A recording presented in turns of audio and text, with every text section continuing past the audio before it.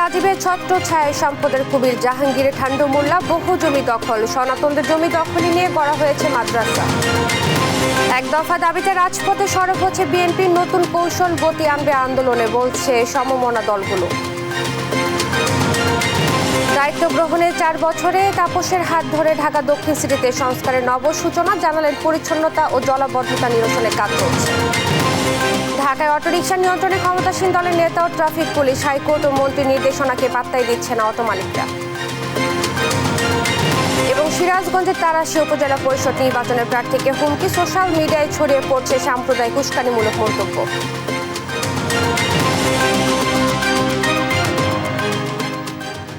দেখছিলেন সংবাদ শিরোনাম, সঙ্গে আছি আমি ইশরাত জাহান মনে। এবারে বিস্তারিত।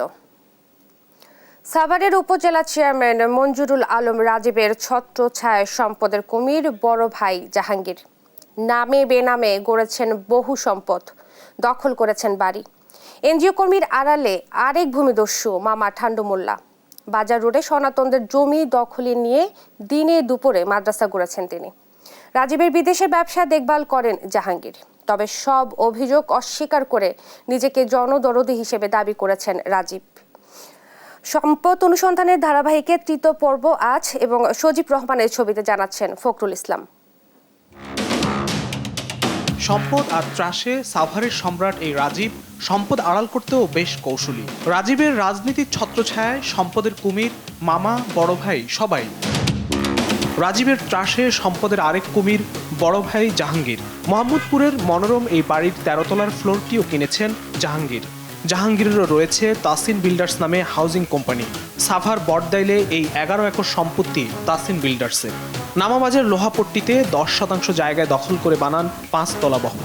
এখান থেকে নামাবাজারের চাঁদাবাজি টেন্ডার নিয়ন্ত্রণ করে ভাগাভাগি করে নেন রাজীব জাহাঙ্গীর। একই এলাকায় 12% এই জায়গা জোরপূর্বক লিখে নেন জাহাঙ্গীর। এই এলাকায় 40% আরও একটি 100 কোটি টাকা মূল্যের দেয়াল ঘেরা এই জায়গা জাহাঙ্গীরের। ধামরাইয়ের চৌঠাইলে নিয়েছেন 280% জমি। ধামরাই ফুডনগরে 113% জমিও কিনেছেন জাহাঙ্গীর। মানিকগঞ্জের বিন্নাঠাঙ্গি ব্রিজের পাশে আছে বাগান বাড়িও। শুরু করলাম আপনার জায়গার অভাব নাই তো আমার, আপনি 2 দিন লাগবে হুন্ডাতে জায়গা দেখতে গেলে। অভিযোগ আছে রাজীবের বিদেশে থাকা ব্যবসা ও সম্পদের দেখভাল করেন বড় ভাই জাহাঙ্গীর। আমি সিঙ্গাপুরে ব্যবসা করি, আমি শিপবিল্ডিং এর কাজ করি। আমার ছোট ভাই মঞ্জুরুল আলম রাজীব তার এক্সপোর্ট ওরিয়েন্টেড মেজার ইন্ডাস্ট্রি আছে। ফখরুল আলম সমান তার নিজস্ব ব্যবসা আছে। রাজীবের সম্পদের আরেক চমক তার মামা ঠান্ডু মোল্লা। 450 টাকা বেতনে বাগান মালির কাজ করা ঠান্ডু মোল্লা এখন বড় এনজিও কর্মীর লেবাসে। সাস নামে করেন এনজিও। তার বিরুদ্ধে সবচেয়ে বড় অভিযোগ, সৌদি প্রবাসী ডাক্তার সালাম সাভার ইসলামবাগের ভাটপাড়ায় 1 একর 70% জমি কিনলে দেখভালের দায়িত্ব নিয়ে পরে জোরপূর্বকই লিখে নেন। জমির শোকে ডাক্তার সালাম কয়েকদিন পরেই হার্ট অ্যাটাকে মারা যান। সাভার বাড্ডা এলাকায় 286% এই জমিও ঠান্ডু মোল্লার। এখানে 16% জমিতে গড়েন 8 তলা বাড়ি। নামাবাজারে 18%-এর উপরও এই 8 তলা বাড়ি। সাভার ডগর মৌজায় 18%-এর উপর এই 7 তলা বাড়িও ঠান্ডু মোল্লার।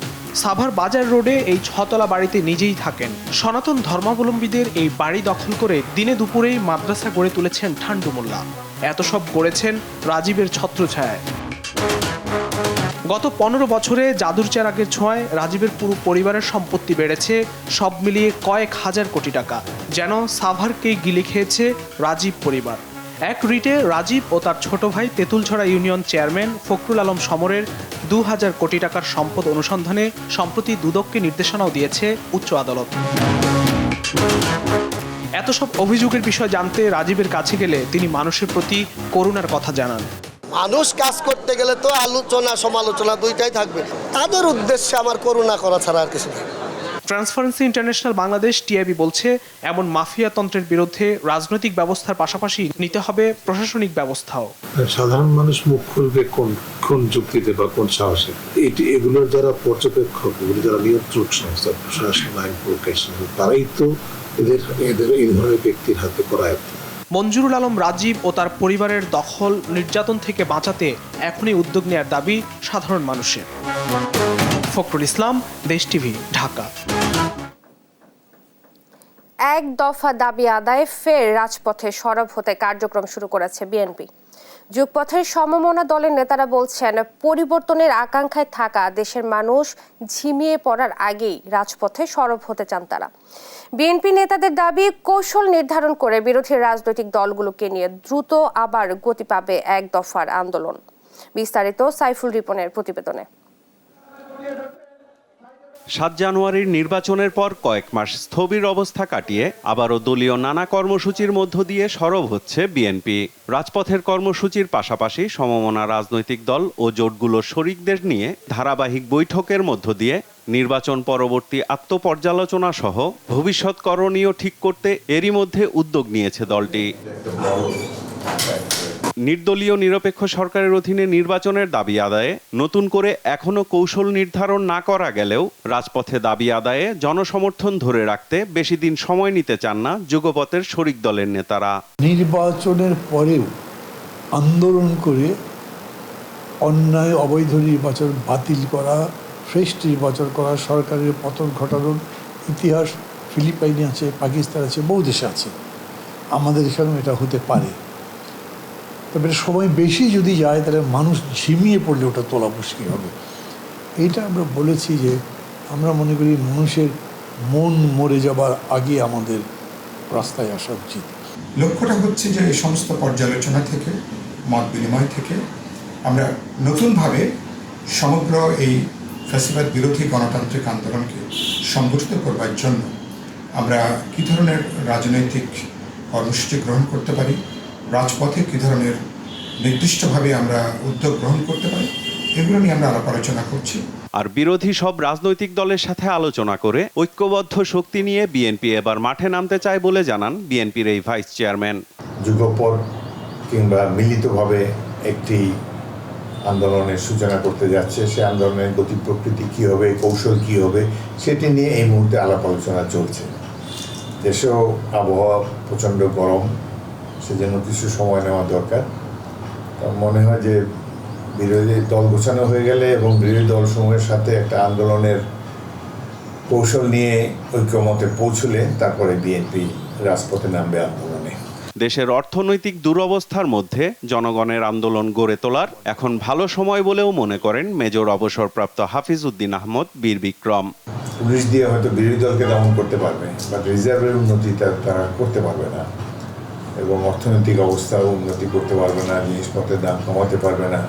একটা দুঃসহ পরিস্থিতির মুখোমুখি দেশের সাধারণ জনগণ। তো এই ধরনের পরিস্থিতিতে আন্দোলন সফল হওয়ারই কথা এবং আমরা আশা করি মিলিত বিরোধী দলসমূহের মিলিত প্রচেষ্টায় আন্দোলন সফল হবে এবং বর্তমান সরকারকে চলে যেতে হবে। সাইফুল রিপন, দেশ টিভি, ঢাকা। 2020 সালের 16 মে ঢাকা দক্ষিণ সিটি কর্পোরেশনে প্রথমবারের মতো দায়িত্বভার গ্রহণ করেন ব্যারিস্টার শেখ ফজলে নূর তাপস। 17 মে থেকে শুরু হয় নগরপিতা হিসেবে ঢাকা দক্ষিণ সিটির জনসাধারণের তৃণমূল পর্যায়ে নাগরিক সেবা দ্বারা আনুষ্ঠানিক যাত্রা। 4 বছরে এই যাত্রায় সফলতা পেয়েছেন বেশ কিছু কাজে, রয়েছে আগামীরও পরিকল্পনা। বিস্তারিত ইফতেখার রেজা রিপোর্টে। দায়িত্বভার গ্রহণ করে বিভিন্ন উন্নয়নমূলক কাজে নেমে পড়েছিলেন ঢাকা দক্ষিণ সিটির মেয়র শেখ ফজলে নূর তাপস, যার অনেক কিছু দৃশ্যমান এ 4 বছরে। দক্ষিণ সিটির ধূপখোলা মাঠ, নারায়ণগঞ্জ সাইনবোর্ড এলাকায় নতুন বাস টার্মিনাল, সায়েদাবাদের নতুন বাস টার্মিনাল, হাজারীবাগে স্লুইস গেট, ঢাকা গেটের পুনর্নির্মাণ এবং সদরঘাট এলাকার ঐতিহ্যবাহী লালকুঠির নির্মাণ শৈলী ঠিক রেখে করা হচ্ছে সংস্কার। এমন উন্নয়নে খুশি নগরবাসী। আরো জিনিসটা ভালো হলো, সৌন্দর্য ভালো জিনিসটার, আরও এলাকার যে লোকজন আসবে এগুলো দেখবে। ঐতিহাসিক যে বিষয়গুলো এগুলো আমরা হারিয়ে ফেলছিলাম। তো দক্ষিণ সিটি কর্পোরেশন তারা খুব ভালো একটা উদ্যোগ নিয়েছেন, যার মাধ্যমে আমরা এর সাথে আবারও পরিচয় হতে পারতেছি। এই এলাকার আশেপাশে আসলে কোথাও এরকম খেলাধুলার মাঠ নাই। এই মাঠটা হওয়াতে সকালবেলা বাচ্চারা এসে খেলাধুলা করতে পারে এবং বড়রা খেলতে পারে। দেশ টিভিকে দেয়া সাক্ষাৎকারে মেয়র জানান, উন্নয়নের ধারাবাহিকতা বজায় রাখতে হস্তান্তর করা হলে সংস্কার করা হবে ঐতিহাসিক ছোট কাটারা, বড় কাটারা, রূপলাল হাউস সহ আরো অনেক ঐতিহাসিক স্থাপনা। বড় কাটারা, ছোট কাটারা, এগুলো যদি আমাদের কাছে হস্তান্তর করা হয় আমরা এগুলো সংস্কার করবো। আমরা পরিকল্পনা নিয়েছি যে 7টি ঐতিহ্যের বলয় করবো, যেখানে একজন পর্যটক বা সে দেশি হোক বিদেশি পর্যটক হোক, সে একটি জায়গায় নেমে ওই বলয় দিয়ে সে বিভিন্ন স্থাপনাগুলো ঘুরে দেখে স্বাচ্ছন্দ্যে আবার সেখানে আসতে পারবে। দায়িত্ব নেওয়ার 4 বছরে দক্ষিণ সিটির 57 একর জায়গা দখলমুক্ত করে সিটি কর্পোরেশনের দখলে নিয়েছেন মেয়র, যার বাজার মূল্য 5,000 কোটি টাকা আর রাজস্ব আয় হয়েছে দ্বিগুণ। দ্বিতীয় বছরে সেটাতে 879 কোটি টাকা এবং তৃতীয় বছরে 1031 কোটি টাকা আমরা ছুঁয়েছি। তার মাধ্যমে ঢাকা দক্ষিণ সিটি কর্পোরেশন 1000 কোটি টাকার একটি কর্পোরেশনে রূপান্তরিত হয়েছে। আমাদের এখন সক্ষমতা অনেক বৃদ্ধি পেয়েছে, আমরা স্বাবলম্বী হয়েছি।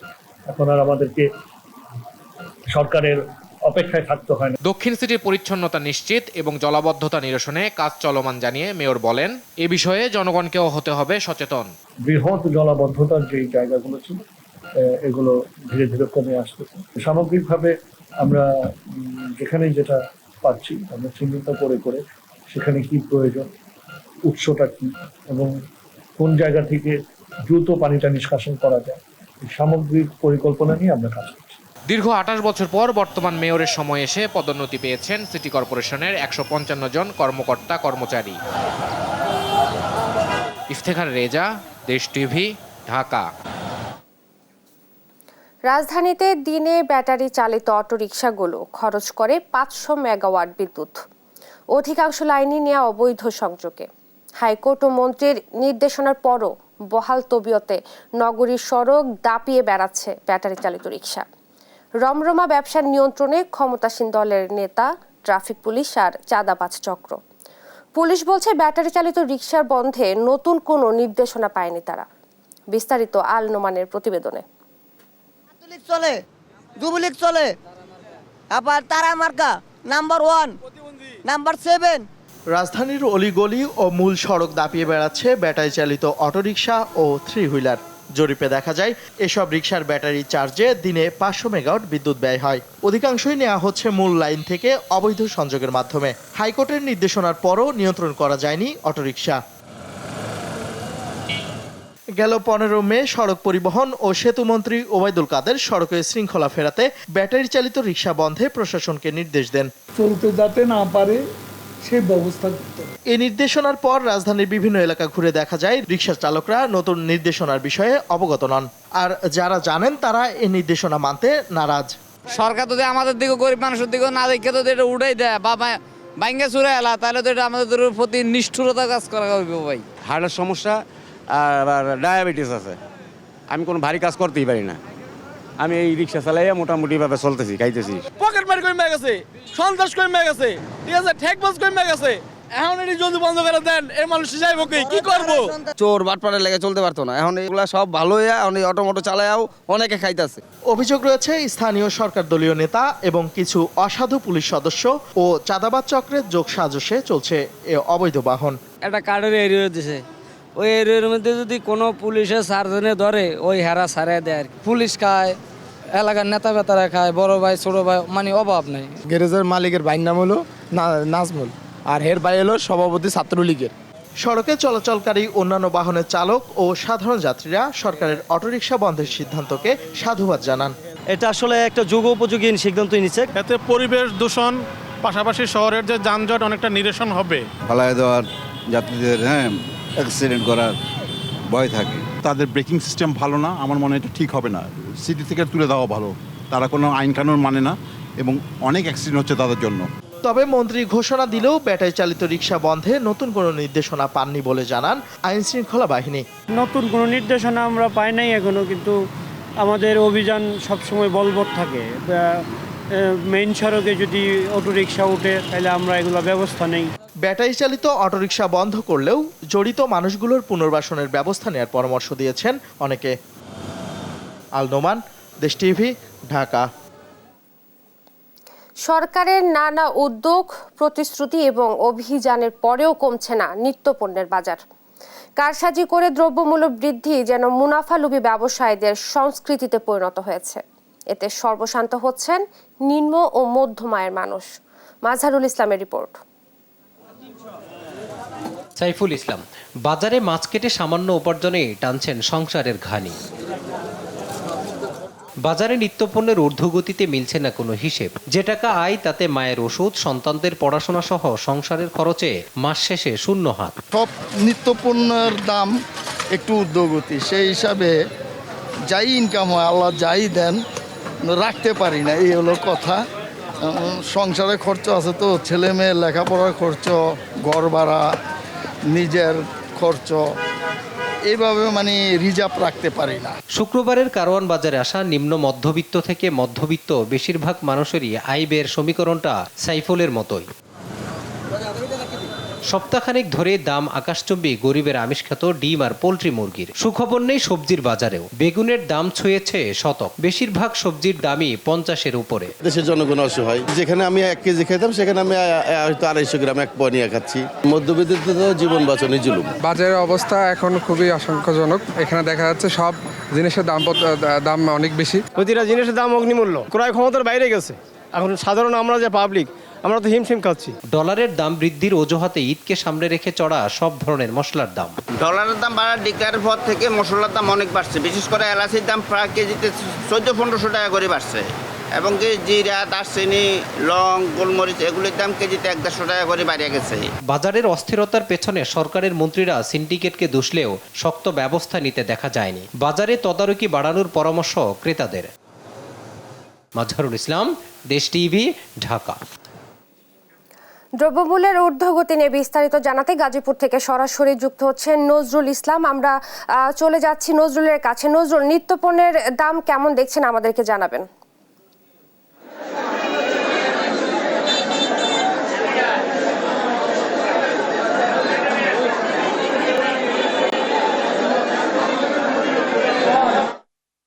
ধরেই কিন্তু নিত্যপণ্য, কাঁচা বাজার এবং কি মাছ, মাংস, মশলা জাতীয় যে পণ্যগুলো রয়েছে তার কিন্তু হ্রাস করছেন সাধারণ ক্রেতারা। কিন্তু আমরা দেখেছি যে আমি যদি একটু বলতে চাই যে চান্দনা চৌরাস্তা সবচেয়ে বড় যে বাজার রয়েছে, সে বাজারে কিন্তু আমরা সকাল থেকেই ঘুরে দেখেছি যে গত সপ্তাহের যে ব্যবধানে কিন্তু আপনার গত সপ্তাহে যে ব্যবধান ছিল, কিন্তু এই সপ্তাহে কিন্তু আপনার সপ্তাহের ব্যবধানে বেড়েছে বিভিন্ন সবজির দাম। কাঁচামরিচ কিন্তু কেজিতে বিক্রি হচ্ছে আপনার 150 টাকা থেকে 160 টাকা বিক্রি হচ্ছে, এবং কিছুদিন আগেও 70 থেকে 80 টাকা ছিল। এবং গাজীপুরে বিভিন্ন বাজার ঘুরে দেখা গেছে আগের মতোই উচ্চ মূল্য বিক্রি হচ্ছে শাক, সবজি এবং কি চাল, চিনি, ডাল, আটা, মাছ এবং মাংস।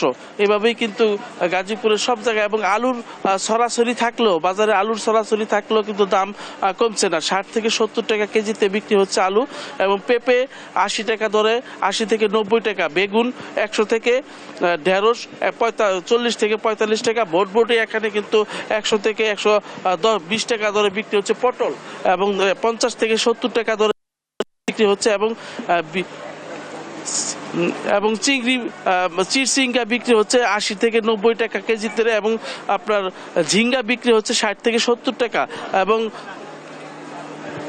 70 টাকা দরে বিক্রি হচ্ছে, এবং মাছের প্রতি কেজি পেঁয়াজ কিন্তু আপনার বিক্রি হচ্ছে 70 থেকে 80 টাকা দরে, এবং আপনার সব কিছুই কিন্তু বাজার ঊর্ধ্বমুখী রয়েছে। তো আমি যে বাজারটায় রয়েছি সেখানে কিন্তু আমি সকাল থেকে ঘুরে দেখেছি যে এখানে কিন্তু যে মাছ, মাংস, যে সমস্ত সবজি রয়েছে সব কিছু কিন্তু আপনার 50 থেকে 60 টাকা দর কিন্তু বেশি রয়েছে।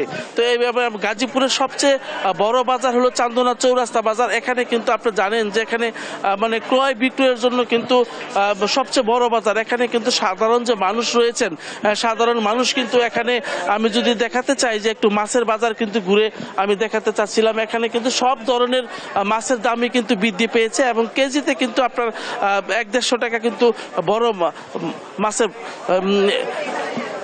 এইভাবেই কিন্তু গাজীপুরের সবগুলো বাজারগুলোতে আমরা ঘুরে দেখেছি যে এখানে কিন্তু সবকিছু যে পণ্য রয়েছে অর্থাৎ মানুষের ক্রয় ক্ষমতার বাইরে রয়েছে। তো আমি দেখাতে চাই যে সবচেয়ে বিপাকে পড়েছে নিম্ন আয়ের মানুষ। তারা কিন্তু যারা দিন আনেন দিন খান, তাদের জন্য কিন্তু এই বাজার ব্যবস্থা যে অবস্থা সিন্ডিকেটের কাছে আটকে রয়েছে, তার জন্য কিন্তু মানুষ বিপাকে পড়েছে। এখানে কিন্তু ক্রয় করতে মানুষ সাহস পাচ্ছে না। মাছ থেকে মাছ, মাংস সব ধরনের জিনিস কিন্তু দিন দিন বৃদ্ধি পাচ্ছে। তো এই ছিল গাজীপুর চৌরাস্তা বাজার থেকে সর্বশেষ। আমরা চলে যাচ্ছি, আমাদের সহকর্মী বরগুনা থেকে যুক্ত হচ্ছেন মুসা। অসংখ্য ধন্যবাদ নজরুল। আপনি যেমনটা বলছিলেন যে আসলে দ্রব্যমূল্যের যে ঊর্ধ্বগতি সেটি কিন্তু উপকূলীয় জেলা বরগুনাতে, এবং আমি এখন রয়েছি বরগুনা পৌরবাজার এলাকায়। বরগুনা পৌরবাজার এলাকায় মাছের সরবরাহ আজ অনেকটাই বেশি রয়েছে, কিন্তু তারপরেও কিন্তু মাছের দাম সাধারণ যে ক্রেতা রয়েছে তার ক্রেতাদের নাগালের বাইরে রয়েছে। এবং আমরা ক্রেতাদের সাথে কথা বলেছি, তারা জানিয়েছে যে আসলে মধ্যবিত্ত পরিবারের কাছে এই যে ঊর্ধ্বমূল্যর যে বাজার, এটি কিন্তু আসলে ভোগান্তির কারণ হয়ে দাঁড়িয়েছে। এবং গত 2 থেকে 3 দিন ধরে কিন্তু মাছের স্বল্পতা ছিল, এবং যে কারণে কিন্তু মাছের দামটা বেশি ছিল। আজ কিছুটা হলেও মাছের দাম কম, কিন্তু এটি কিন্তু 3 থেকে 4 দিন পর কিন্তু এই মাছের দাম কমে গিয়েছে। আমি যদি একটু দাম বলার চেষ্টা করি, আজকে ইলিশ 1 কেজির ইলিশ বিক্রি হচ্ছে 1600 টাকা কেজি দরে, এবং পোয়া মাছ এখানে যেটা জনপ্রিয় মাছ সেটি কিন্তু 400 থেকে 500 টাকা দরে বিক্রি হচ্ছে। নদীর যে চিংড়ি সেটি কিন্তু 800 থেকে 900 টাকা দরে বিক্রি হচ্ছে, এবং চাষের যে রুই মাছ রয়েছে সেটির দামও কিন্তু নাগালের মধ্যে রয়েছে, সেটি কিন্তু 300 টাকা কেজি দরে বিক্রি হচ্ছে। এছাড়া সাগরের যে মাছ, সেটি মাছের কিন্তু স্বল্পতা রয়েছে। সাগরের মাছের পরিমাণ বাড়লে কিন্তু অন্যান্য মাছের দাম কমে যায়। আমি যদি একটি কোরাল দেখানোর চেষ্টা করি, সেই কোরালটা কিন্তু 800 থেকে 900 টাকা কেজি দরে বিক্রি হচ্ছে। তপসে মাছ 800 টাকা কেজি দরে বিক্রি হচ্ছে। এবং মাংসের বাজার কথা বলতে হলে এখন ব্রয়লার, লেয়ার এবং সব কিছুই কিন্তু 200 টাকার নিচে পাওয়া যায় না। ব্রয়লার মুরগি কিন্তু 220 টাকা কেজি দরে বিক্রি হচ্ছে, এবং গরুর মাংস 750 টাকা থেকে 800 টাকা কেজি দরে বিক্রি হচ্ছে। এই ছিল বরগুনা থেকে আমার কাছে সর্বশেষ। আপনাদের দুজনকে অসংখ্য ধন্যবাদ। গাজীপুর এবং বরগুনা থেকে বাজার পরিস্থিতি নিয়ে বলছিলেন সহকর্মী নজরুল ইসলাম এবং রিয়াজ আহমেদ মুসা।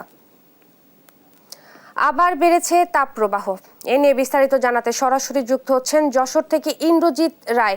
ইন্দ্রজিৎ, তাপপ্রবাহের সর্বশেষ কি খবর রয়েছে আপনার কাছে, আমাদেরকে জানাবেন। ইশরাত, আসলে গত 5 দিন ধরেই কিন্তু যশোরের যে তাপপ্রবাহ সেটি বেড়েছে, অর্থাৎ মে মাসের প্রথম সপ্তাহ পর্যন্ত যে টানা তাপপ্রবাহ ছিল, তারপরে বৃষ্টিতে কিছুটা স্বস্তি নামলেও আবারও কিন্তু সেই তাপপ্রবাহ শুরু হয়েছে, যার প্রভাবে জনজীবনে চরম ভোগান্তি নেমে এসেছে। আজকে সকাল থেকে আকাশে কিছুটা মেঘ দেখা গেলেও সূর্যের কিন্তু তেমন উত্তাপ নেই। তবে গরমের যে তীব্রতা, ভ্যাপসা গরম, সেই ভ্যাপসা গরমে কিন্তু জনজীবন অতিষ্ঠ, অর্থাৎ মানুষ ঘেমে কিন্তু চরম ক্লান্তিতে ক্লান্ত হয়ে যাচ্ছে এবং মানুষের যে ক্লান্তি সেটির কারণে কিন্তু কাজেও প্রভাব পড়ছে বলে আমরা দেখতে পাচ্ছি, এবং জনজীবনে যে ভোগান্তি, সেই ভোগান্তি নেমে এসেছে। সাধারণ মানুষ যারা কাজের সন্ধানে বেরোচ্ছেন তারা কিন্তু হাঁসফাঁস অবস্থা, অর্থাৎ সূর্যের তাপ কমেছে কিন্তু গরমের যে তীব্রতা সেটি কিন্তু মোটেও কমেনি, অর্থাৎ ঝাপসা গরমে মানুষের কিন্তু চরম ভোগান্তি শিকার হচ্ছেন এবং ক্লান্ত হয়ে যাচ্ছেন। আমরা এই মুহূর্তে আছি যশোর শহরের দোয়াটানা মোড়ে। এখানে আমরা সকাল থেকে যে দেখছি যে সূর্যের যে কিন্তু কিছুটা মেঘে ঢাকা পড়েছে, সূর্যের তাপ যেটি সেটি কিন্তু নাই। তারপরেও মানুষের ভোগান্তি, মানুষ ঘেমে ক্লান্ত হয়ে যাচ্ছে এবং চরম ভোগান্তির মধ্য দিয়ে যাচ্ছে। সাধারণ মানুষ, যারা খেটে খাওয়া মানুষ, কর্মজীবী মানুষ, তারা সবচেয়ে বেশি বিপাকে পড়ছেন। এবং এই বৃষ্টিপাত আসলে কবে হবে সেটি নিয়ে এখনো আবহাওয়া অফিসের কোনো সুখবর নেই। আকাশে মেঘ থাকলেও বৃষ্টির কিন্তু কোনো সম্ভাবনা দেখছেন না আবহাওয়া অফিস। এবং এই যে ভোগান্তি, এই ভোগান্তির মধ্য দিয়ে তাদেরকে যেতে হচ্ছে। এই চরম ভোগান্তির মধ্য দিয়েই জনজীবনের যে ভোগান্তি সেটি নেমে এসেছে, অর্থাৎ টানা তাপপ্রবাহের যে প্রভাব, তারপরে বৃষ্টি হওয়ায় কিছুটা মানুষের মধ্যে স্বস্তি থাকলেও তারপরেও মানুষ আবার কিন্তু সেই তীব্র তাপপ্রবাহের মধ্য দিয়ে যাচ্ছে। এবং এই ভোগান্তির যে শেষ কোথায় সেটি আসলে আবহাওয়া অফিসের যে বার্তা, সেখানে কিন্তু সুখবর নাই। তো এই ছিল আমার কাছে যশোর থেকে সর্বশেষ। ইন্দ্রজিৎ, আপনাকে ধন্যবাদ। যশোর থেকে তাপ প্রবাহের খবর জানাচ্ছিলেন সহকর্মী ইন্দ্রজিৎ রায়। সংবাদ সকালে আরো থাকছে। মেহেরপুরে লিচুর বাম্পার ফলন, জামালপুরে শ্রমিক সংকটে ব্যাহত হচ্ছে বোরো ধান কাটা, লোকসানের শঙ্কা কৃষকের।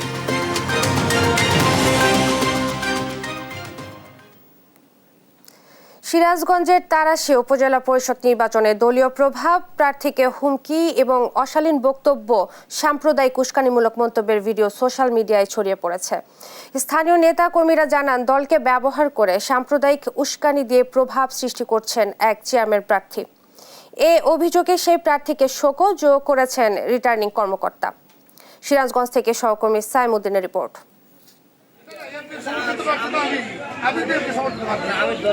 সিরাজগঞ্জের তারাশের চেয়ারম্যান প্রার্থী মনিরুজ্জামান মনি প্রচার প্রচারণায় এভাবেই নিজেকে ক্ষমতাসীন দলের প্রার্থী পরিচয় দিচ্ছেন।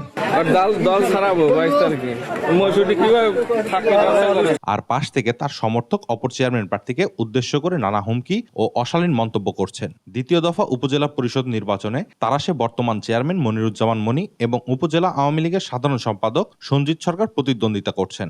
হিন্দু আর মুসলমান ফুটবল খেলা, বলেন তো আমরা ওই ফুটবল খেলার কোন পক্ষ নেব?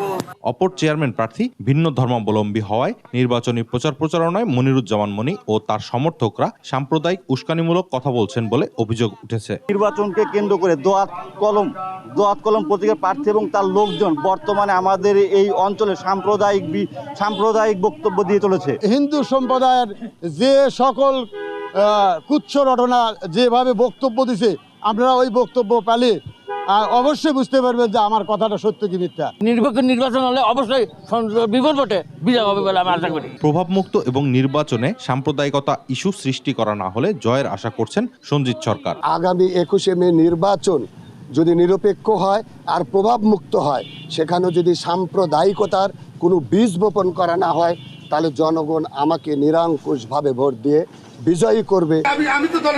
এ বিষয়ে মনিরুজ্জামান মনি একে নির্বাচনী প্রচারণার কৌশল বললেও দলের প্রার্থী দাবি করার বিষয় অস্বীকার করেন। আমি দলীয় প্রার্থী, এই কথা আমি কথা বলিনি যে আমি দলীয় প্রার্থী। কারণ দলীয় প্রার্থী আমার বলার কোনো সুযোগ নেই। আমার ভোট স্যার এগুলো টেকনিকও যদি বলেন আর পলিসি বলেন যে সবাই দলমত নির্বিশেষে ভোট দেন, এই কথাই তো বলবো। প্রকাশ্যে সাম্প্রদায়িক বক্তব্য দেওয়ায় এরই মধ্যে চেয়ারম্যান প্রার্থী মনিরুজ্জামানকে শোকজ করেছে রিটার্নিং কর্মকর্তা। সাইমুদ্দিন, দেশ টিভি, সিরাজগঞ্জ। অতিরিক্ত গরমে চাঁপাইনবাবগঞ্জে বেড়েছে ডায়রিয়ার প্রকোপ। প্রতিদিনই 40 থেকে 50 জন নতুন রোগী ভর্তি হচ্ছে হাসপাতালে। এদিকে জেলা সদর হাসপাতালে রোগীর চাপ বাড়ায় বেড না পেয়ে অনেকেই চিকিৎসা নিচ্ছেন মেঝে ও বারান্দায়। সহকর্মী তারেক রহমানের তথ্য ছবিতে ডেস্ক রিপোর্ট। তীব্র দাবদাহের পর বৃষ্টিতে কিছুটা স্বস্তি মেলে চাঁপাইনবাবগঞ্জে, তবে সম্প্রতি আবারও শুরু হয়েছে দাবদাহ। এতে বিভিন্ন রোগে আক্রান্ত হচ্ছে শিশুরা, সবচেয়ে বেশি আক্রান্ত হচ্ছে ডায়রিয়ায়। জেলার হাসপাতালগুলোতে একের পর এক বাড়ছে গরমের প্রভাবে বিভিন্ন রোগে আক্রান্ত রোগীর সংখ্যা।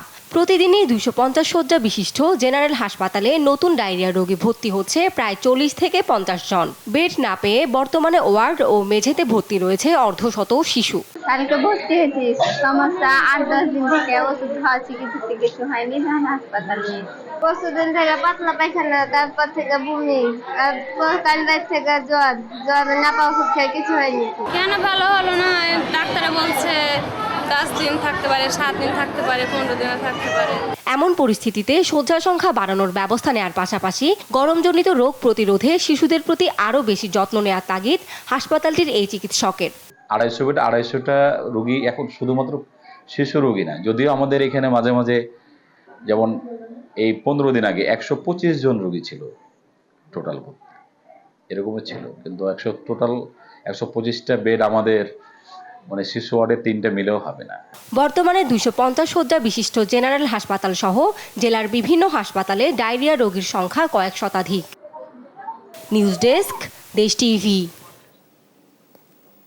দাবদাহের পরও মেহেরপুরে বাম্পার ফলন হয়েছে লিচুর। এতে হাসি ফুটেছে চাষিদের মুখে। এরই মধ্যে বাজারে উঠতে শুরু করেছে আগাম জাতের লিচু। ব্যস্ততা বেড়েছে লিচু পাড়া ও কেনাবেচায়। আবহাওয়া ঠিক থাকলে কৃষকরা লাভবান হবে বলছে কৃষি বিভাগ। সহকর্মী মীর শিশিরের প্রতিবেদনে বিস্তারিত। মেহেরপুরের বাগান ভর্তি গাছে থোকায় থোকায় ঝুলছে লিচু। সুস্বাদু এ লিচু জেলার চাহিদা মিটিয়ে বিক্রি হয় অন্য জেলাতেও। বৈরী আবহাওয়া, দাবদাহ, অনাবৃষ্টি ও ঝড়ে কিছুটা ক্ষতি হলেও লিচুর বাম্পার ফলনে সে ক্ষতি পুষিয়ে নিচ্ছেন বাগান মালিকরা। আগাম জাতের লিচু কেনাবেচার পাশাপাশি বোম্বাই ও আতা বোম্বাইয়ের পরিচর্যায় এখন ব্যস্ততা তাদের। মেহেরপুর জেলার লিচুর আমের সব সময় স্বাদ বেশি, দাম পাওয়া যায় ভালো। মেহেরপুরের মাল ভালো, অন্য দেশে ছাড়া বুঝছেন, এই যে নিয়ে আসে মানুষ। আজকে আমার 2টা পার্টি আছে। গত বছরের তুলনায় বাজার মূল্য ভালো, আশা করা যায় কিছুটা হবে আমাদের। বর্তমানে আটি লিচুর কাউন হয়েছে 2400-2500 টাকা, রেট চলছে। সুস্বাদু হওয়ায় এ লিচুর চাহিদা সারা দেশেই, তাই বিভিন্ন জেলার পাইকাররা ভিড় জমায় এখানকার আড়তে। মেহেরপুর থেকে লিচু কিনছে, আছে মেহেরপুরের আম লিচুটা, এটা সুস্বাদু, যে খায় সে আছে নিতে চায়। লিচুটা পোকা কম, মাছ বেশি, মানে টক নাই। বাইরের থেকে মেহেরপুরের লিচু অনেক মিষ্টি, অনেক সুস্বাদু। অন্য অন্য আশপাশের জেলার থেকে এই জেলার লিচুটা অনেক সুস্বাদু হয়, যার কারণে এই জায়গায় আমাদের আসা। প্রতিদিন আমার এখান থেকে 2000 কাউন্ট লিচু সেল হচ্ছে, অন্যান্য বার 4000 5000 লিচু কাউন্ট ছিল। কৃষি বিভাগ বলছে লিচু বিক্রি করে লাভবান হচ্ছেন চাষিরা, পাচ্ছেন ন্যায্য দাম। আবহাওয়া অনুকূলে থাকলে এ ধারা অব্যাহত থাকবে। ইতিমধ্যে চাষিরা বাজারজাত করতে শুরু করেছে, যে আগাম যে লিচু যেটা দেশি কিছুটা চায়না, এগুলো আমাদের বাজারে উঠতেছে এবং দামও ভালো পাচ্ছে। 250 থেকে 300 টাকা তারা সব বিক্রি করতেছে। বোম্বাইটা একটু পরে আসবে। আমাদের যদি এইভাবে আবহাওয়া থাকে, তাহলে যদি ঝড় বৃষ্টি না হয় বা কোনো ন্যাচারাল ডিজাস্টার না হয়, তাহলে আশা করি লিচুরা চাষিরা ভালো দাম পাবে। জেলা কৃষি বিভাগের তথ্য মতে এবার জেলায় 715 হেক্টর জমিতে হয়েছে লিচু চাষ, যেখানে উৎপাদন লক্ষ্যমাত্রা 6110 মেট্রিক টন। মীর শিশির, দেশ টিভি, মেহেরপুর। সংবাদ সকালে আরো থাকছে। অস্থায়ী বন্দর দিয়ে গাজায় পৌঁছালো যুক্তরাষ্ট্রের ত্রাণ, ত্রাণকে লোক দেখানো বলছে ফিলিস্তিনিরা।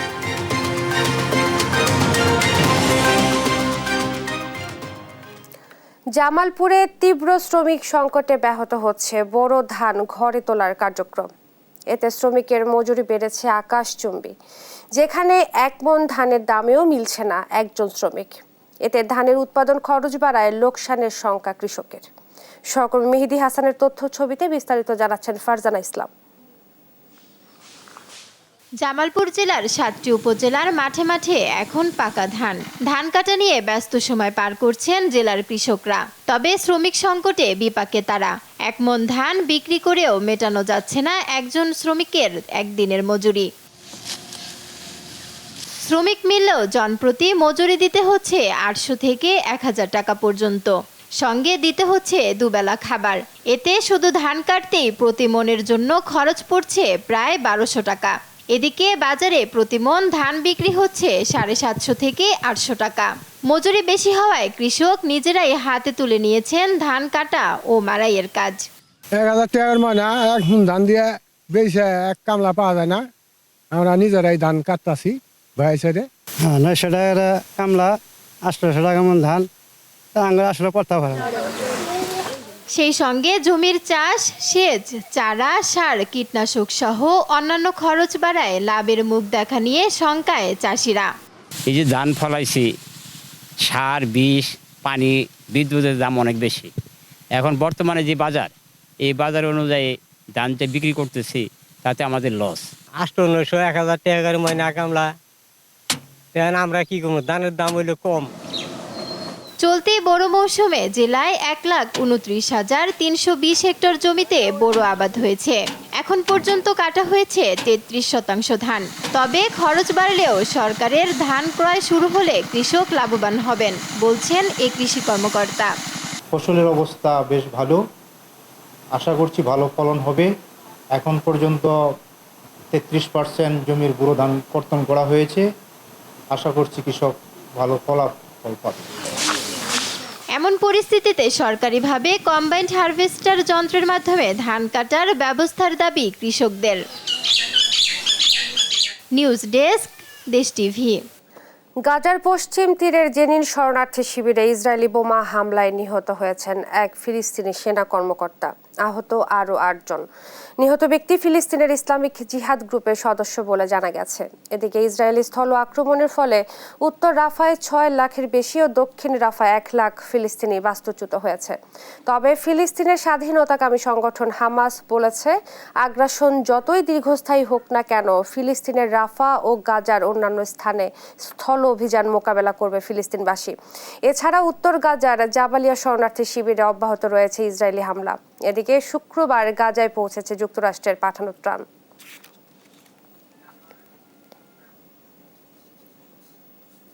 সুইডেনে ইসরায়েলি দূতাবাসের সামনে গোলাগুলির ঘটনা ঘটেছে, তবে এতে কোনো হতাহতের খবর মেলেনি। শুক্রবার সুইডেনের রাজধানী স্টকহোমে ইসরায়েলি দূতাবাসের সামনে এই ঘটনার তদন্ত শুরু করেছে দেশটির পুলিশ। এখন পর্যন্ত কাউকে গ্রেফতার করা যায়নি। কী কারণে এই গুলি ছোড়া হয়েছে তা খতিয়ে দেখছে পুলিশ। অবৈধ বাংলাদেশিদের ফেরত পাঠাতে কঠোর অবস্থানে যুক্তরাজ্য। ঢাকার সঙ্গে ব্রিটিশ সরকারের ফার্স্ট ট্র্যাক রিটার্ন চুক্তি অনুযায়ী রাজনৈতিক আবেদন প্রত্যাখ্যান হওয়ায় 10,000-এর বেশি বাংলাদেশিকে ফেরত পাঠাতে যাচ্ছে ঋষি সুনাক সরকার। এমনই চাঞ্চল্যকর প্রতিবেদন প্রকাশ করেছে দ্য টেলিগ্রাফ। অভিবাসন বিষয়ক মন্ত্রী জানান, যুক্তরাজ্যে অবৈধ প্রবেশ ঠেকাতেই এ পদক্ষেপ। লুৎফুর কবিরের রিপোর্টে বিস্তারিত। উন্নত জীবনের আশায় প্রতি বছরই বিভিন্ন দেশ থেকে যুক্তরাজ্যে পাড়ি জমান হাজার হাজার মানুষ। সেই তালিকায় প্রথমেই আসে বাংলাদেশের নাম। পড়াশোনা বা ভ্রমণের জন্য দেশটিতে প্রতি বছর ঢুকছে বহু বাংলাদেশি। তবে যারা গিয়ে সেখানে অবৈধ হয়ে পড়ছেন তাদের বিরুদ্ধে এবার কঠোর অবস্থানে ব্রিটিশ সরকার। ব্রিটিশ সংবাদ মাধ্যম দ্য টেলিগ্রাফের বৃহস্পতিবারের এক প্রতিবেদনে এসেছে, গেল বছরেই ভিসা নিয়ে দেশটিতে প্রবেশ করেছেন প্রায় 11,000 বাংলাদেশি, যাদের লক্ষ্য ছিল স্থায়ীভাবে বসবাস করা। প্রাথমিক আশ্রয়ের জন্য তাদের মধ্যে মাত্র 5% আবেদন মঞ্জুর হয়। বাকি 10,000-এর বেশি বাংলাদেশির আবেদন খারিজ করে দিয়েছে যুক্তরাজ্যের অভিবাসন কর্তৃপক্ষ। আবেদন খারিজ হওয়া এসব আশ্রয় প্রার্থীদের এখন বাংলাদেশে ফেরত পাঠাতে চায় ঋষি সুনাক সরকার।